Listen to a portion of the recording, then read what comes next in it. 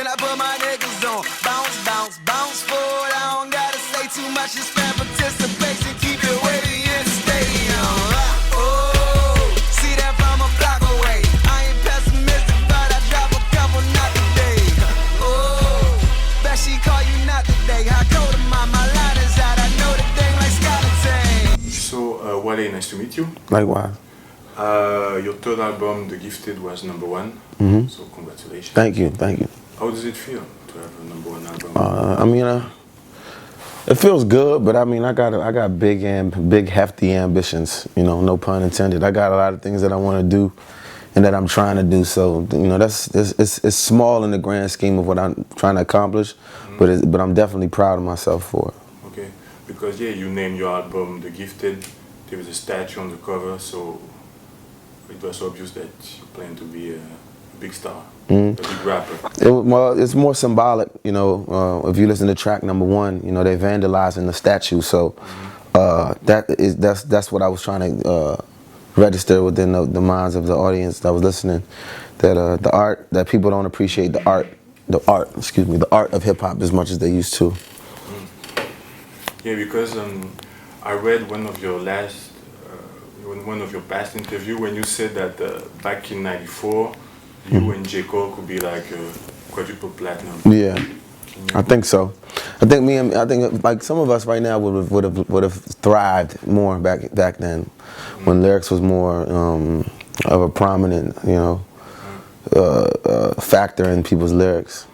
Okay, and yeah, also so that you and J. Cole, you're on the movement like new legend and all that. So can you explain? It's kind of like a moniker that, you know, the fans kind of started, but we didn't deny it. Okay. You know, myself, Kendrick, J. Cole, you know, like Wiz, Drake. You know, there's a lot of guys that's out there that's killing it right now in the States on another level.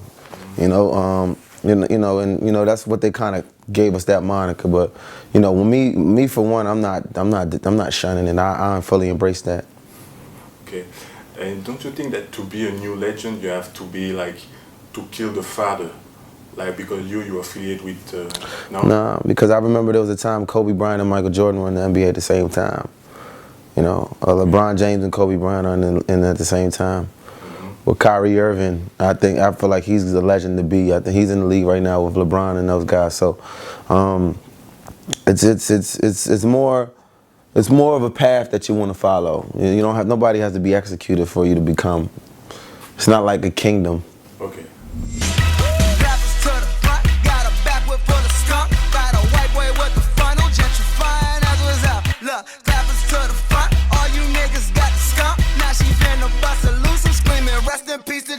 Before The Gifted, you dropped Fullarin with DJ Clarken.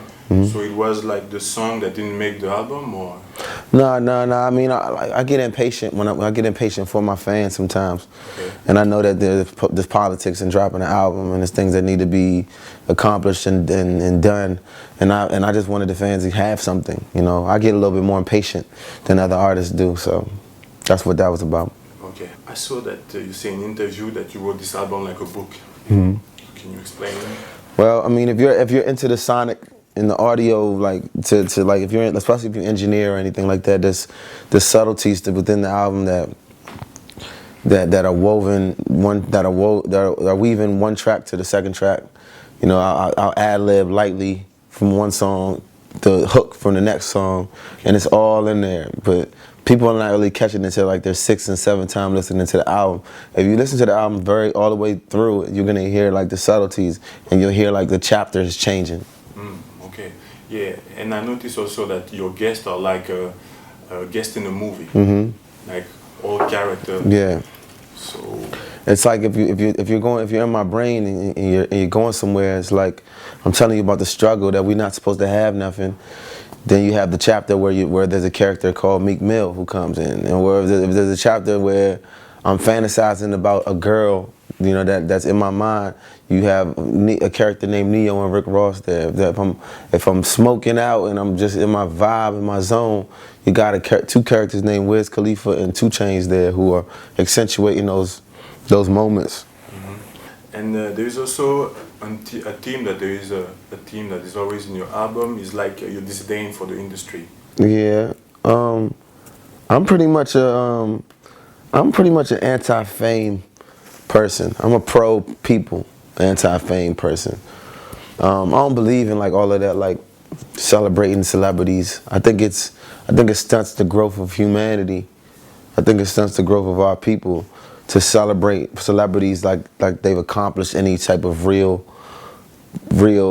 life like goal. You know what I mean? Like none of us saved the world. There's no need for people to be following them around with cameras and paparazzi and.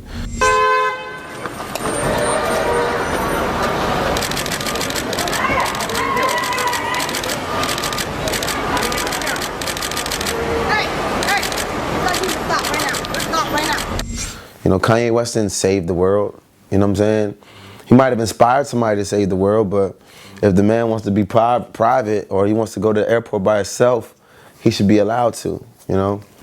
Jay-Z should be allowed to go take Blue to the store without cameras, you know? But that's the way our world is, you know? But I'm pro taking your child to the store. I'm anti getting followed to take your child to the store. Okay. But with the industry, like, there's a line when you say, I gave the business my heart, you just gave me the finger. My first album, I did everything that I was told to do. I was giving it my all, my heart. You know, I gave certain people or certain entities my heart, and it didn't work out. So therefore, you know, from then on, I just started doing it my way. Okay. The fail of this first album is still give you a bad. It always will. It always will. I'm always paranoid on things industry people tell me, or like ideas they got. I'm always paranoid about those things. But you know, I stick to my guns. Or I got a real team, real family with Ross and Rock Nation. You know, Maybach and Rock Nation. That's who I listen to. Like those are my teams right there. Okay. You managed to always work with big names like Mark Ronson in the beginning, Rock Nation, Jay-Z, Rick Ross. How can you explain that? Well, they courted me. All of them people, I didn't go look for them. I just like I liked what they had to offer. I liked the freedom that Rose gave me. That was the main reason. It wasn't the money. I didn't come cheap. Ross know that, but I like the freedom, you know, because some people offer me bigger contracts than Ross offered me, but I like the freedom that I had over at Double M. Bitch all in my mind, I got stacks all in my charm. My gold rollie tell time it's my ambition, nigga. It's my ambition, nigga. I'm just so gifted, nigga. Look where that shit'll get ya. Tats all on my arm.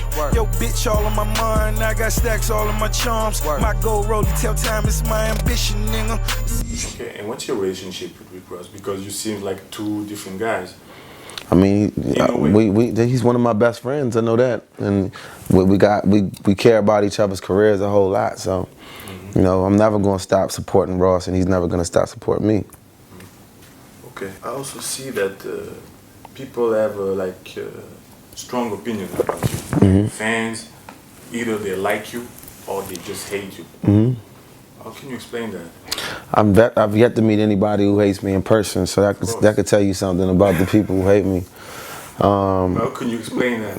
Polarizing. There's really no way I can't wrap my head around it, but I've been trying to my whole career, but I can't. Maybe I'm the first artist from DC. Maybe that's why. Okay. Or maybe because I'm very, very much of a regular person, and I don't hide anything. I don't play politics. Okay. Can you talk about the song Vanity? Cold stunner, rose gold, faux something. Concourse where the shit hold these oceans 11s. Club jumping, and it's like I got a black card. Ever since I swiped that black card. Vanity is just the ugliness that's within all of us. It's true stories about me, you know, going to the club and buying more bottles than I need to because one of my NBA friends is over there buying 10 bottles, so I'm gonna go buy 15, and I leave out the club with a $20,000 bill, you know. So it's pretty much into the life of a vain human being, and the vanity that was born, you know, from the fame, i.e. the gift, part of the gift. It's a good song because it's a club song, but there's also some irony on it. So I appreciate it. Thank you. There is, you know, the situation with Trayvon Martin. I remember your song you made back in the days, the Kramer, your mixtape. So, do you think that the race issue is never gonna stop in the US? It hasn't evolved as much as people thought it did. You know, a lot of the black celebrities go through a lot. Like, you know, nobody knows what we wake up to. We wake up to people calling us nigga on Twitter and on the forums and stuff like that. So I know what how ugly America can be at times, more so than somebody who's kind of in the dark because they live in a town in which all the white folks is smiling in their face and it's hunky dory. But you know, I see what goes on. You know, I see what happens. I see how it is when I'm in first class with the sweatsuit on, and obviously I'm too small to be a football player or basketball player, so they got a resentment towards me. I see all of those things. So I realize that the evolution of equality isn't what we think it is. It's not horrible. It's not hell, but it hasn't evolved as much as people think. Shawty got a big old butt, oh yeah. Shawty got a big old butt, oh yeah. Booska-p.com. You already know what it is. From the States to abroad. Wale. Bet she call